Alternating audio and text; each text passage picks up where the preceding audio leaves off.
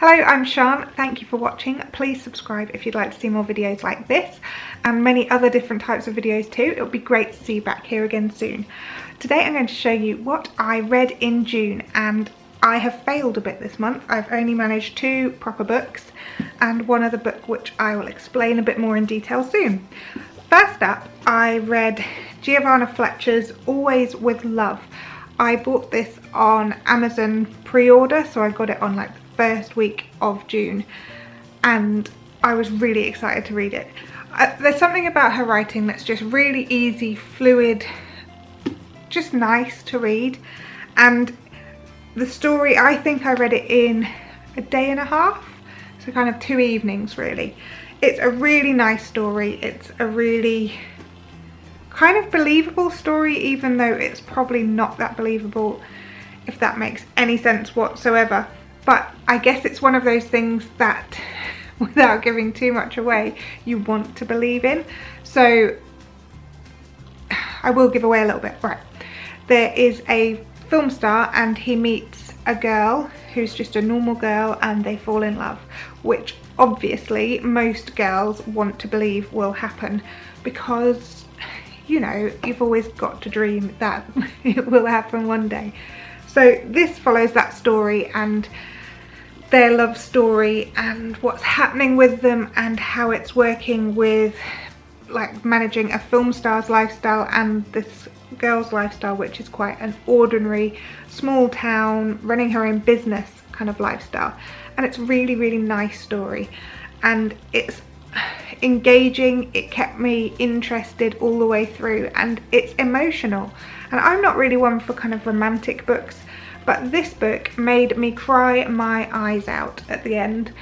And I guess that's saying something about the way that Giovanna Fletcher writes, that it's that emotive, that it just gets you exactly where it needs to as a book. I would really highly recommend this book. It's a really good read, really nice, really easy read. And it is a sequel. I don't think I've actually read the original, so maybe I should go back and read Billy and Me. So go read this book, it's very good.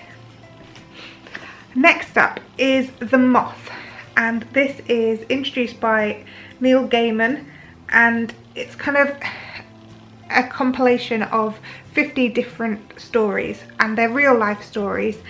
And I'm not normally a fan of short stories. I don't really know why. I just never feel like you get enough from them. So I was going into this a bit hesitantly. I started this because I joined the book club and this was the first book that was suggested. So I was a bit hesitant about it, and actually it's been absolutely brilliant, especially when you've got children or you've got short amounts of time to do things. Sitting down and reading this, you know that each little story will take about 5 minutes. And in that time, because they're so well told, you get to know the characters, you get to feel what they're feeling, and it's intriguing because it's real. And I found it was just perfect because it meant I could read a story, finish it, put the book down for half an hour, another hour, maybe a day, come back to it, get to the next story, read that.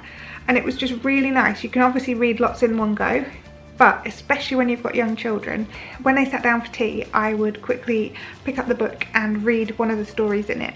And then I was done by the time they'd finished eating their tea.